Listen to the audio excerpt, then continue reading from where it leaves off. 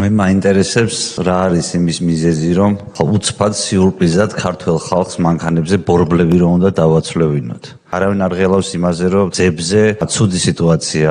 ანუ ყველაფერი ბრალდება მოქალაქეს და ახლა მაშინაც კი როცა კაი ამინდია, წვიმა არ არის. თქვენ შემოგაქვთ რეგულაცია, სადაც ყველა ადამიანი, იმიტომ რომ რაღაცა თვემ გადაიარა და ახალი თვე მოვიდა, მანქანაზე ბორბლები უნდა დავცვალოთ.